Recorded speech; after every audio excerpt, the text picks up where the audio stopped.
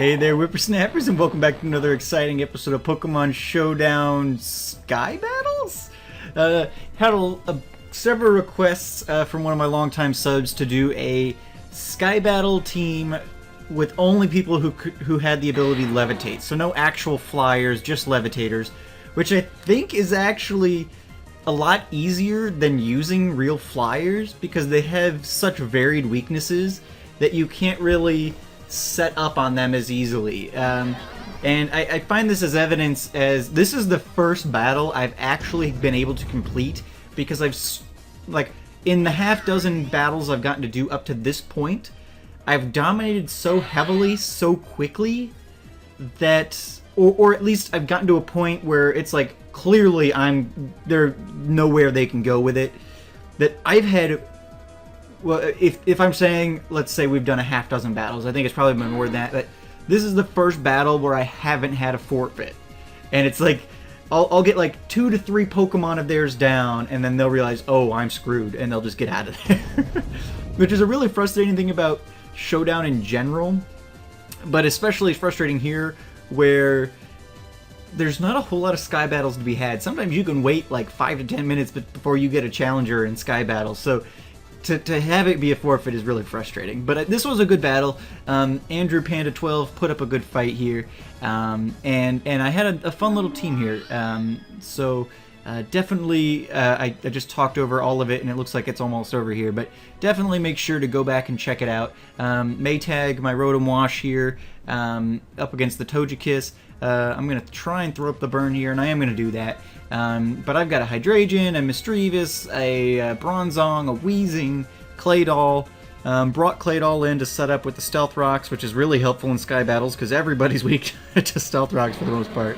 And so I got the burn off, and I brought in Perfume, my Weezing, and she got the Sludge Bomb off on the Fairy Togekiss, and that was that.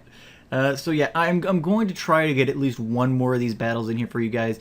It's very difficult to do so, but since I just talked through that last one entirely, and it was a really quick battle, I'm going to go ahead and get another one for you. It may take me a while, but I'm going to get another one, so I will see you guys in just a second. Alright guys, here we go. Here is our second Sky Battle with our Sky Team Levitate. So we lead off with Adobe, my Claydol here, set up the Stealth Rocks because you've got to in Sky Battles. I mean, what else are you going to do? You got to get those Stealth Rocks up. So Adobe gets those Stealth Rocks up, does some decent damage to the Honchkrow. Then I bring Maytag in. Maytag tanks a Dark Pulse, and then he's going to get the Volt Switch off. So I tell you what, Rotom Wash is way too OP. I hate seeing it in OU and stuff, but in Sky Battles, it's you know, you need it. I bring Cerberus in then off the Volt Switch to kill the Salamence, which worked out very nicely. Vespiquen takes a lot of damage from the Stealth Rocks, but unfortunately after the Draco Meteor, my special attack's just not high enough for that Fire Blast to kill it. So she's able to set up a bunch of just status stuff here. Before I realize, I go for the burn, but what I really should have done was I've got Taunt on Perfume. And I should have used it the second Perfume came out, because I think Vespiquen got like 2 defense orders and a heal order up before I got the Taunt up. So that was a bad play on my part. It didn't end up really costing me a whole lot, because I think Perfume's still going to be able to take care of it here. Once I remembered I had Taunt, I was like, oh crap, I need to use that. So I was watching it carefully. It ended that turn. I throw it back up this turn, and so she goes for the heal order there. And so, you know, that definitely was something that was very useful for me to have, and it ended up working, you know, fine in the end, but that just made it longer and more annoying. Then they bring out their Hot Air Balloon here.